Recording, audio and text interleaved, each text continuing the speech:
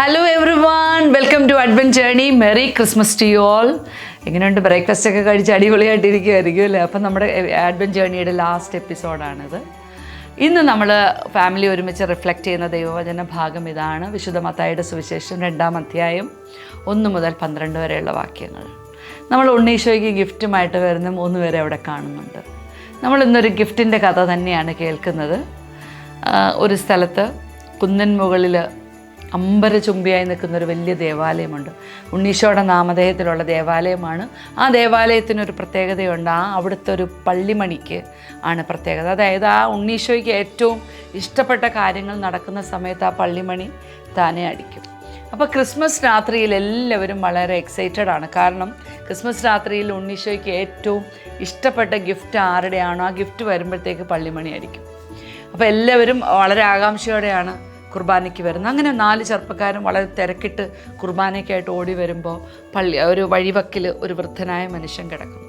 ഇപ്പോൾ കൂട്ടത്തിലെ പെദ്രോ എന്ന് പറഞ്ഞ ചെറുപ്പക്കാരൻ ഓടി ആ വൃദ്ധൻ്റെ അടുത്ത് ചെന്ന് അദ്ദേഹത്തോട് വിവരങ്ങൾ ചോദിക്കുമ്പോൾ ഇവർ തിടുക്കം കൂട്ടുകാരിടാ കുർബാനയ്ക്ക് സമയം പോണ്ടേ. അപ്പോൾ അവർ പറഞ്ഞ് നിങ്ങൾ പൊയ്ക്കോ. അവർ പറഞ്ഞു ഞങ്ങൾ പോവുക. അപ്പോൾ ഇവൻ അദ്ദേഹത്തെ ഉപേക്ഷിച്ച് പോകാൻ തോന്നിയില്ല. അവൻ്റെ കോട്ടൊക്കെ എടുത്ത് അദ്ദേഹത്തെ പുതപ്പിച്ച് ഇവൻ ഓടി ടൗണിൽ ചെന്ന് ഒരു കുതിരവണ്ടിക്കാരനെ കൊണ്ടുവന്ന് ഇദ്ദേഹത്തെ കൊണ്ടുപോയി ഒരു സുരക്ഷിതമായ സ്ഥലത്ത് എത്തിച്ചു. ഭക്ഷണമൊക്കെ കഴിപ്പിച്ചിട്ടാണ് ഇപ്പം പള്ളിയിലേക്ക് വരുമ്പോൾ കുർബാനയെല്ലാം കഴിഞ്ഞ് എല്ലാവരും ഉണ്ണീശോയ്ക്ക് ഗിഫ്റ്റ് വെക്കുന്ന സമയമാണ്. അപ്പോൾ ആ നാട്ടിലെ രാജാവ് എത്തിയിട്ടുണ്ട്. അദ്ദേഹത്തിൻ്റെ കിരീടമാണ് ഉണ്ണീശോയ്ക്ക് ഗിഫ്റ്റായിട്ട്. അപ്പോൾ എല്ലാവരും പറഞ്ഞ് ഇപ്പോൾ എന്തായാലും പള്ളിമണി അടിക്കും, ഉണ്ണീശോയ്ക്ക് അത് എന്തായാലും കിരീടം ഇഷ്ടപ്പെട്ടിട്ടുണ്ട്. അങ്ങനെ ഓരോരുത്തരും വരുമ്പോഴും ആളുകൾ ഇങ്ങനെ ആകാംക്ഷയോടെ പള്ളിമണി അടിച്ചില്ല. ഏറ്റവും ഒടുവിലാണ് പെദ്രോ വരുമ്പോൾ അവൻ തപ്പുമ്പോൾ അവൻ്റെ പോക്കറ്റിൽ ഒരു കോയിനുണ്ട്. ഇവൻ പതിയെ കോയിൻ എടുത്ത് ഉണ്ണീശോയ്ക്ക് വെച്ചതും പള്ളിമണി അടിച്ചു.